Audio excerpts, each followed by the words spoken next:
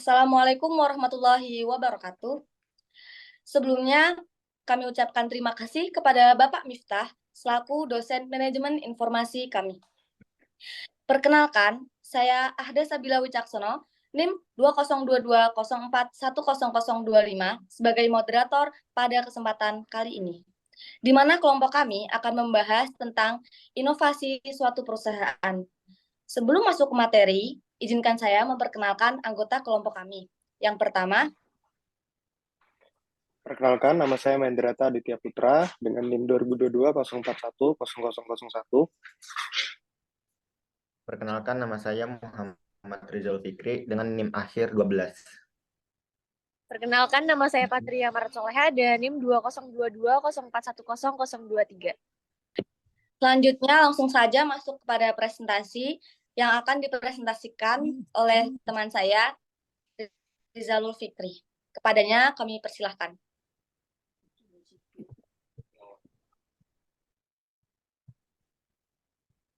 Company Introduction, pengenalan perusahaan. PT Wika Industri Manufaktur atau WIMA merupakan anak perusahaan dari PT Indonesia Battery Corporation atau IBC dan PT Wijaya Karya Industri dan Konstruksi atau WIKON yang bergerak dalam bidang industri otomotif dan perakitan otomotif yang didirikan pada tahun 2018. Berdirinya perusahaan ini sebagai bentuk respon terhadap peluang di bidang transportasi, energi, dan teknologi yang semakin terbuka dan berkembang di Indonesia.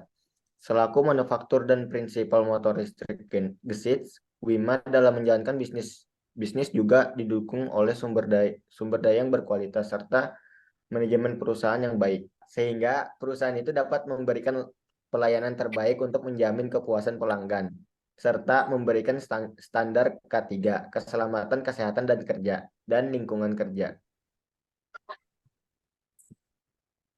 Selanjutnya, General Information atau informasi umum tentang perusahaan ini. Yang pertama, visi, yaitu terdepan dalam industri manufaktur otomotif di Asia Tenggara dengan produk unggulan kendaraan listrik atau electric vehicle. Yang kedua, misi, yaitu membangun pola pikir masyarakat menggunakan kendaraan berwawasan lingkungan dan efisien. Melakukan pengembangan produk nasional yang unggul dan berkelanjutan bersama mitra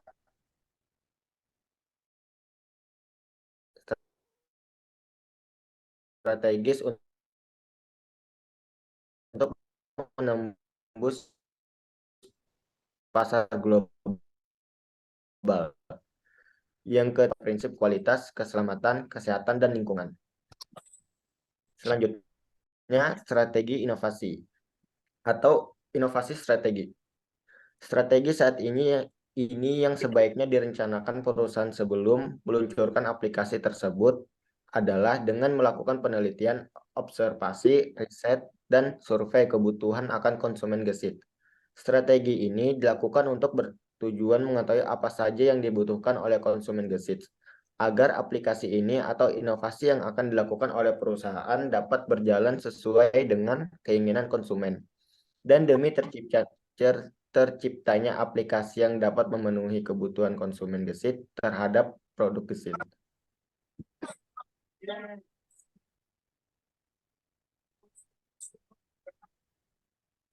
Selanjutnya itu produk innovation atau inovasi produk itu untuk gesit care untuk mengatasi beberapa permasalahan yang dihadapi perusahaan gesit, maka diperlukan adanya inovasi yang dapat menunjang permasalahan tersebut agar tercapainya visi dan misi perusahaan dan melihat berbagai permasalahan tersebut.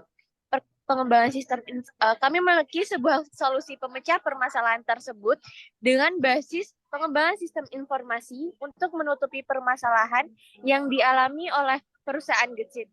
Penamaan dari inovasi permasalahan ini kami beri nama Gesit Care, sebuah aplikasi untuk perusahaan gesit untuk membantu melayani purna jual terkait produk yang dibuatnya, yaitu sepeda motor listrik. dan aplikasi dapat mengetahui informasi dari pihak luar seperti data konsumen, data kendaraan konsumen, dan lain-lain. Dengan beberapa akses pelayanan yang nantinya akan tersedia di aplikasi tersebut, kami berharap akan adanya peningkatan penjualan serta pelayanan kepada konsumen yang dilakukan oleh perusahaan Gesit agar dapat mencapai visi misi perusahaan dan optimal. Aplikasi Gesit Care nantinya akan dapat diunduh melalui aplikasi baik App Store maupun Play Store pada gawai Anda.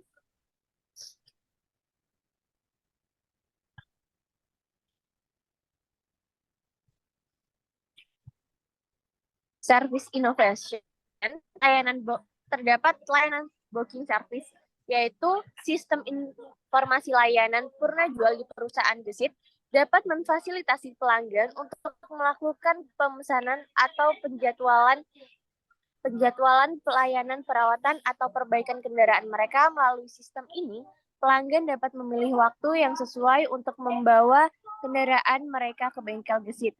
Terus yang kedua ada jual spare parts, yaitu sistem informasi ini memungkinkan pelanggan untuk membeli spare part kendaraan Gesit secara online. Pelanggan dapat melihat katalog produk, memilih dan membeli spare part yang dibutuhkan, serta mengatur pengiriman atau pengambilan spare part tersebut. Terus selanjutnya ada hotline atau call center. Sistem informasi juga mencakup layanan hotline dan atau call center yang tersedia untuk pelanggan. Pelanggan dapat menghubungi nomor telepon yang disediakan untuk mendapatkan bantuan atau informasi terkait layanan purna jual, termasuk pertanyaan tentang perawatan, perbaikan, atau pembelian spare part.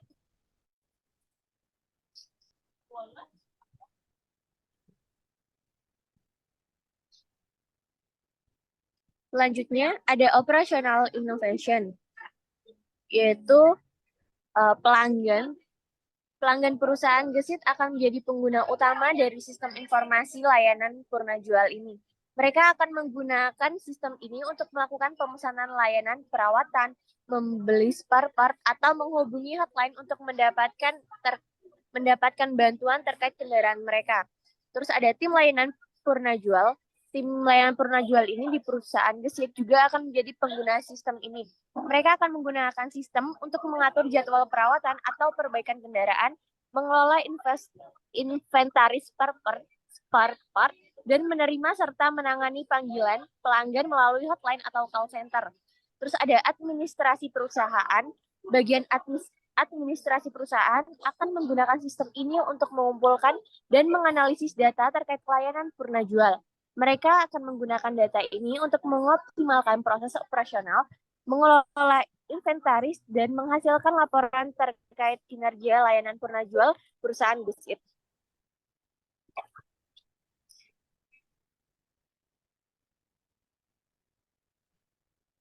Terus kita masuk di bisnis modal. Bisnis yang terbaru nantinya akan dilakukan oleh perusahaan Gesit akan berbisnis online, di mana nantinya semua akan terintegrasi dalam aplikasi ini.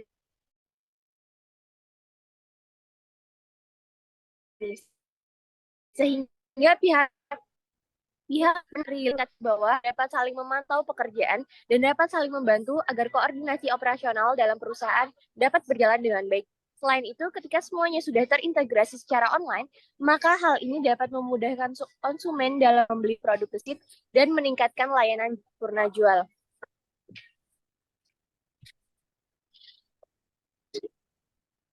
Selanjutnya ada produk and brand strategi. Produk and brand Gesit yaitu strategi untuk menjual produk untuk perusahaan Gesit dapat dilakukan juga melalui aplikasi ini. Nantinya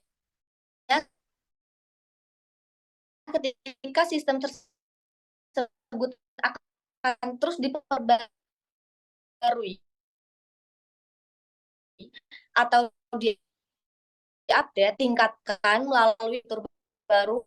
Hal ini ditunjukkan sebagai peningkatan penjualan merek Gesit itu.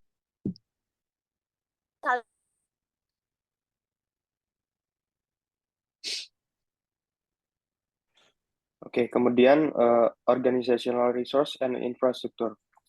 Di sini ada pusat dari segala resource, yaitu server aplikasi GeSitScare yang tadi sudah dijelaskan oleh teman-teman saya. Untuk bagian untuk menuju ke pemasok spare part dari server maksud saya menuju pemasok spare part itu dia menginput data jumlah spare part yang akan dibutuhkan oleh konsumen atau demand. Kemudian dari pemasok spare part dikirimkan kembali ke server, yaitu jumlah spare part yang dipasok sesuai permintaan atau supply.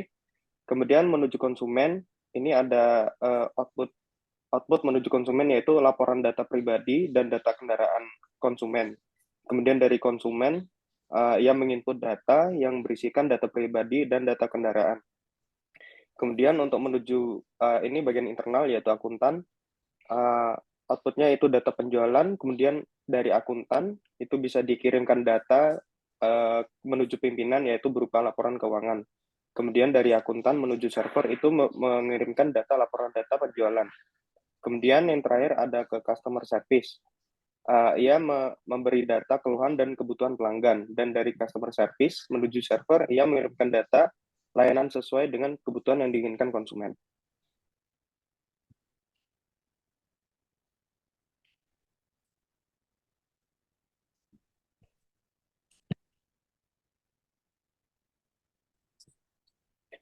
Kemudian schedule of innovation activities atau jadwal pelaksanaan inovasi GeSitScare ini. Ini adalah rencana dari peluncuran inovasi ini. Yang pertama yaitu dimulai dari identifikasi kebutuhan. Pada jadwalnya yaitu 3 Juli 2023 hingga 30 Juli 2023 selama 4 minggu. Kemudian yang kedua, desain dan perancangan aplikasi ini 31 Juli 2023 hingga 17 Agustus 2023. Kemudian atau 7 minggu. Kemudian yang ketiga, pengembangan prototipe 18 Agustus 2023 sampai 19 Oktober 2023 atau 9 minggu. Kemudian yang keempat, uji coba dan evaluasi yaitu 20 Oktober 2023 hingga 10 November 2023 atau 3 minggu. Kemudian yang terakhir yaitu peluncuran aplikasi 11 November 2023.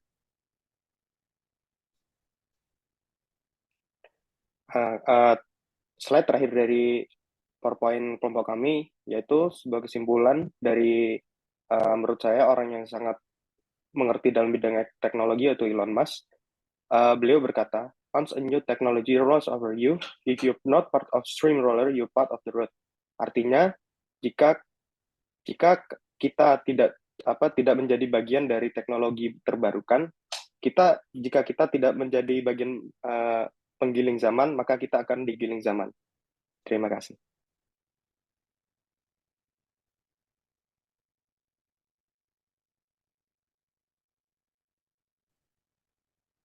Demikianlah akhir dari presentasi kelompok kami terkait penugasan mata kuliah ini. Kami mengucapkan terima kasih banyak atas kesempatan yang diberikan oleh dosen pengampu mata kuliah, dan juga mohon maaf yang sebesar-besarnya apabila terdapat kesalahan ataupun kekurangan dalam penugasan mata kuliah kali ini. Semoga penugasan kelompok kami kali ini bisa memenuhi kriteria tugas yang semestinya sudah ditugaskan. Dan dengan adanya penugasan ini, bisa menambah wawasan kita sebagai peran mahasiswa dan juga bisa menjadi bahan pengetahuan baru bagi dosen pengampu mata kuliah kita. Akhir kata, wassalamualaikum warahmatullahi wabarakatuh. Waalaikumsalam.